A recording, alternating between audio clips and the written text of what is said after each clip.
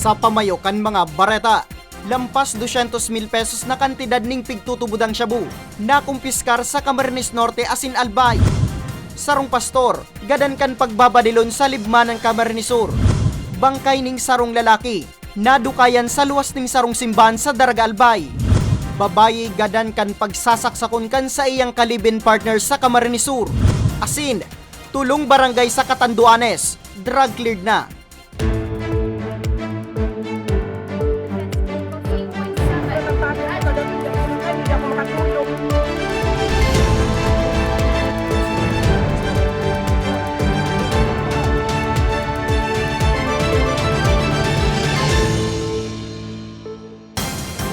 Maray na hapon, Huwebes, Hulyo 20, taong 2023. Uni na ang mga baretang Tatak Bicol.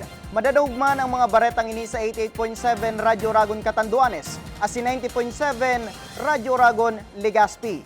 Lampas 200,000 pesos na kantidad ning pigtutubudang shabu na-recover sa magkasuway na operasyon sa Camarines Norte asin Albay. Target sa operasyon, arestado. Detalye sa report ni Carmelo Balya. Huli sa pagbalgar sa Republic Act 9165 o Comprehensive Dangerous Drugs Act of 2002, alas 9:50 kasubanggi. Dagos ng inaresto kan pinagsarong puwersa kan Regional Police Drug Enforcement Unit, Paracali MPS, Drug Enforcement Unit Camarines Norte Police Provincial Office, asin Camarines Norte Police Provincial Intelligence Unit, ang mag-agom na embwelto sa pagpapabakal asin paggamit ng illegal na droga sa Camarines Norte. Sa kusog kan mandamiento de Riquisa, nakuha sa posisyon kan mag-agom ang tulong darakulang pidaso nin heat-sealed plastic sa sachet laman ng pigtutubudan na shabu, duang pidaso nin sadit na heat-sealed plastic sa sachet na pigtutubudan man na may laman na shabu na pigkakarkulong nasa 20 gramo asin abuton sa 136,000 pesos ang kantidad. Actually malapit pa lang po talaga yung bahay ay kaya halos kaya pagdating po namin sa bahay nila, doon mismo sa bahay nila, yun na po, pinakita ko po yung search warrant, pinareceive ko po sa kanila, at pinaliwanag ko po, yun pong bakit po kami naandun. Sinabi ko rin po na may search warrant kami ng issue po ni Honorable Judge, Dizon. Binisto ang mga sospek na sinda Joel Zulueta y Abrenica, 56 anyos, asin ang sa iyang agom na si Loretta Zulueta y Valencia, 50 anyos, na residente kan Purok sa Barangay Bagong Bayan, Paracale.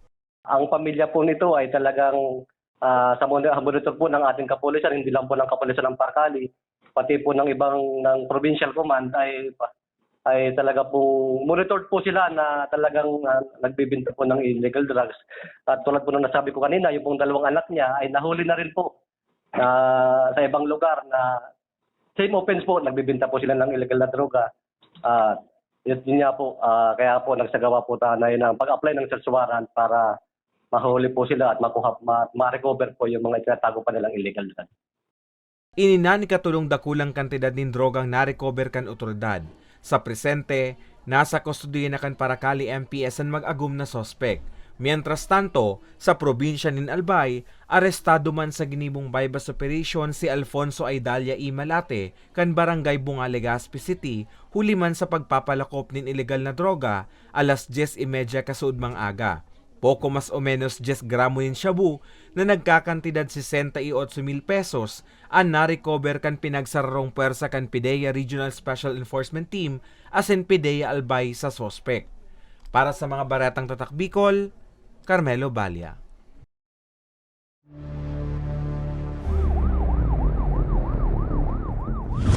₱39 anyos na pastor, gadan kan pagbabadilo ning riding and tandem sa libman ng Camarines Sur. Detalye sa report ni May Arango. Dead on the spot ang sarong pastor kang Christian Bible Baptist Church sa libman ng Camarines Sur matapos na pagbabadilon pasado alas 6 ning aga kasuudma. Nangyari ang pambabadil sa mismong residensya kan biktima sa Sitio Dinumpilan, Barangay Malinaw, parehong Banwaan. Sigun kay Police Executive Master Sergeant Joel Bencolado, tagapagtaram kang libmanan MPS, base subuot sa istorya kang esposa kan biktima, alas 6 nin aga kang parehong aldaw, nakihuron ang duwang suspetsyado sa biktima kung pwedeng makiinom nin tubig na daing pagduwa-duwa man na pinaonrahan kan biktima. Alagad kang itatao na kang biktima ang tubig, Digdi na ini pinagbabadil. Binisto ang biktima na si Dindo Candelaria Ilomeño, 39 anyos. Pastor asin nagtatrabaho man bilang sarong paraoma sa saindang lugar. Ang suspect po ay still unidentified po siya dahil ining mga suspect nakabunit po iniyo kan magduman po sa harong kang biktima. Sa follow-up investigation kan PNP, 4 na basyonin bala hali sa caliber 9mm na badil ang na-recover sa crime scene.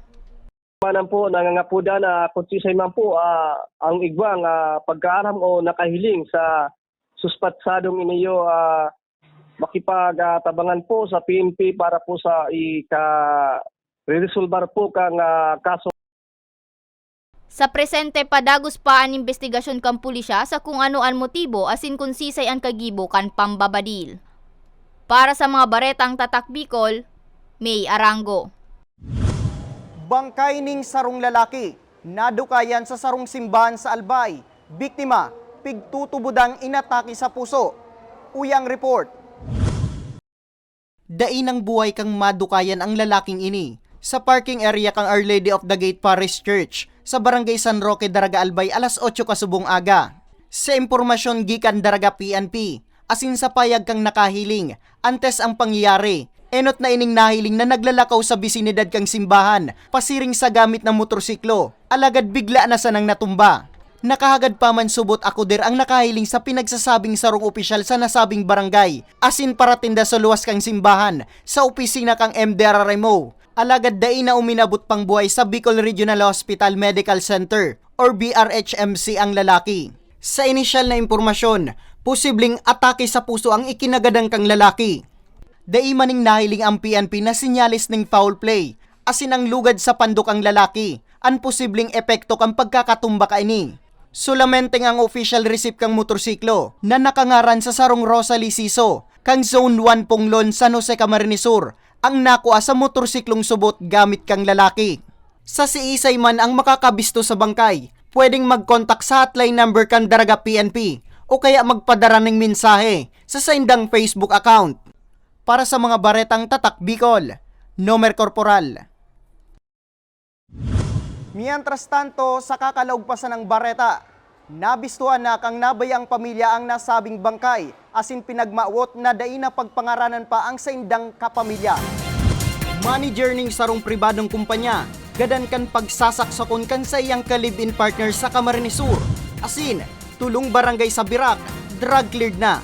Yan asin iba pang bareta sa samuyang pagbabalik.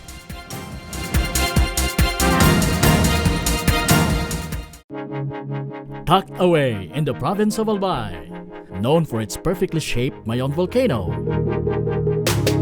Misibis Bay Resort, a locally owned 5-hectare private island resort. The resort is ready for all those looking to balance tranquility and adventure.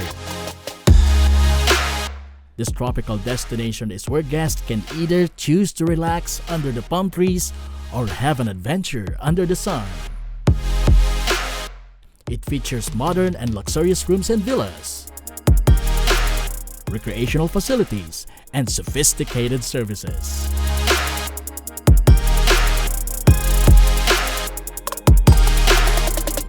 Come and experience Misibis Bay Resort, your tropical island getaway.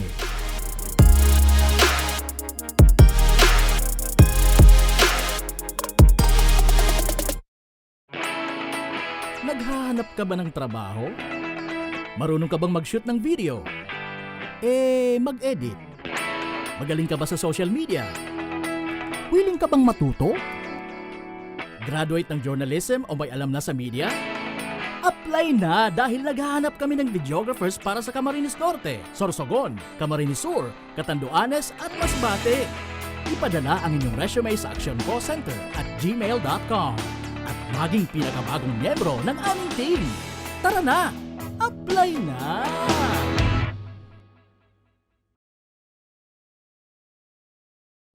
Sa imong ka nagpapadagos na pandemya, daima nag-uuntok sa pagriparo ang satuyang satiring partido, ang Ako Bicol Party List, yaon pirmi sa pagpadangat kan mga kasaraditan sa tabang kan manto ni ina ano man na panahon, hain ka man sa kabikulan. Viva la Virgen! Viva Nuestra Señora de Peña Francia!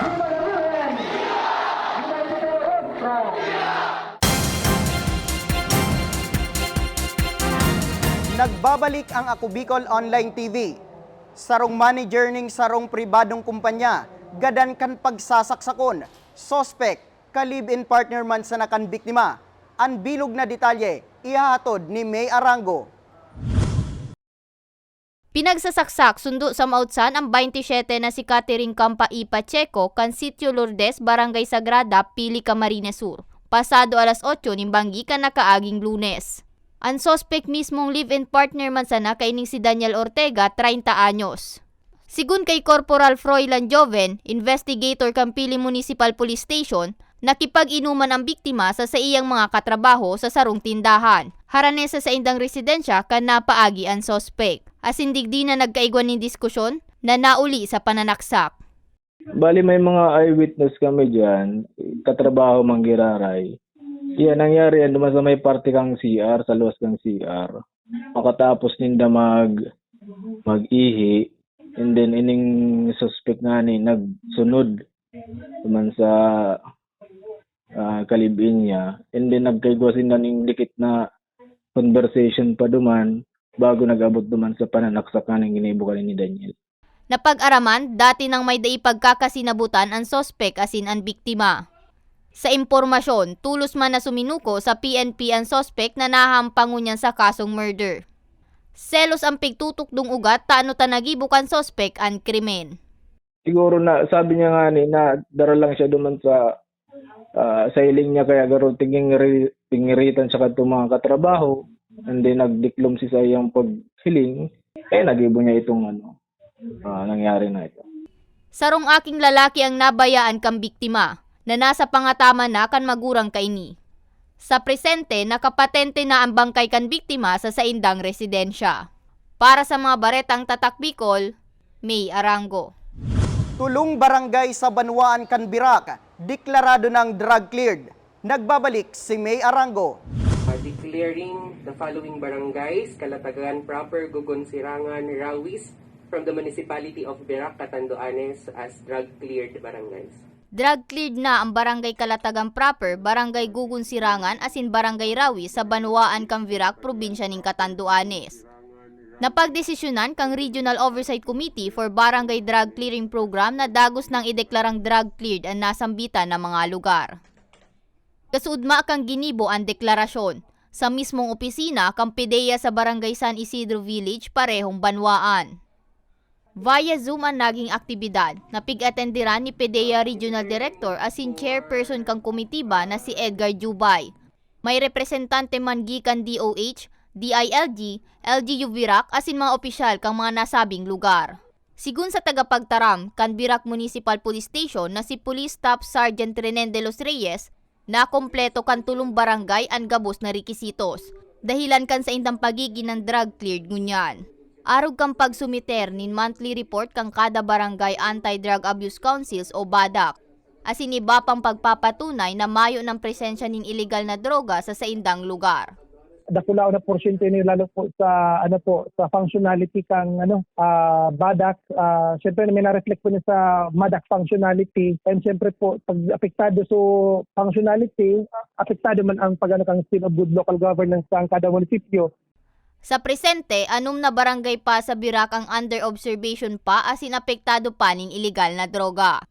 Kaiba digdi ang Barangay Concepcion, Salvacion, San Isidro Village, Palnab del Norte, Santa Elena asin Cavinita na enterong pigkukonsiderang hotspot. And nga po na ako, lalo po sa mga BADAC po na mantineron ang sa indang barangay, lalo po sa cleared na barangay, mas lalo po sa drug-free barangay, na po, na day na po talaga si presensya ng droga sa indong barangay. And tabangan niyo po kami. And sa pangapunan ng DLG, through BIDA program, Buhay Ingatan, Droga Ayawan po. Sa ibong kainilaom kang otoridad, lugod antes matapos ang presenteng taon, dagos nang ideklarang drug-free asin drug-cleared ang bilog na Banwaan in Birac. Para sa mga baretang Tatak Bicol, May Arango. Drug-cleared barangays. Lampas 3,000 na tupad beneficiaries kang dole gikan daraga asin syudad ning Legazpi. Nakasweldo na sa ginibong payout kasubong aga. Katuwang ang Ako Bicol Party List asin gobyerno probinsyal. Uya ang report. Tiripon amay kasubong aga ang 3,567 beneficiaryo kang tulong panghanap buhay para sa mga disadvantaged o displaced workers o tupad program kang Department of Labor and Employment o Dole Bicol sa Albay. Ngunyan kaya naka-schedule ang payout para sa lampas 10 aldaw nindang pag-community services sa indang mga barangay. Ang payout, ginibo sa Embarcadero de Legazpi sa syudad ning Legazpi. Ang 70 anyos na si Lola Esther kang Ilawod Daraga, saro sa mga pinakaenot na nakakuha kang sweldo. 4,745 pesos ang sa iyang naresibi na itatagaman niya da para sa maintenance niyang bulong. Yung mga lalaki sa kalik, mga babae sa sa walis-walis lang. Mantang si Nanay Lourdes kan Barangay Mataanag, Legazpi City, iyon ang nagkuha kang sweldo kang sayang aki na nakapag-community service pamangkuta. Alagad binawian na ng buhay. Itong nagtupad siya, makusog pa siya para sa operasyon sa iya digdi. Inoperan siya kan doktor. Sa iya, pwede ko gamiton sa sementeryong magpaano sa iya, tapos sa muya man, tios man kami. Siyempre, dakulaon na tabang sa kung winalat niya. Gikan ang mga benepisyaryo sa 7 barangay sa syudad ng Legazpi, asin piling barangay sa Daraga. Sigun sa Executive Director kang partido na si Attorney Alfredo Pido Garbin Jr., apwera sa tupad program, may mga livelihood program man sindang pigo-presir, ngani maski papaano, makatabang nagad sa mga Bicolano, urog na itong mga nasa laylayan. So this is a temporary solution to a long, lingering problems of unemployment. But we continue to provide this one dahil nakakatabang talaga. And sabi ko nga ni Senda, apisar kang tupad, dahul pa ang programa. Arugang mga livelihood trainings. TESDA para magkaigwa ki permanenteng trabaho. And other social programs as well as infrastructure projects. Hagad na sa nakang partido, maging kang gobyerno probinsyal asin kang Dole Bicol, nalugod makatabang maski papaano sa pang-aroal daw na pangangaipukan mga benepisyaryo ang naresibing pinansyal na ayuda para sa mga baretang Tatak Bicol. Nomer Corporal. Asin yan ang katripunan kan mga istoryang Tatak Bicol. Ako si Nomer Corporal. Salamat!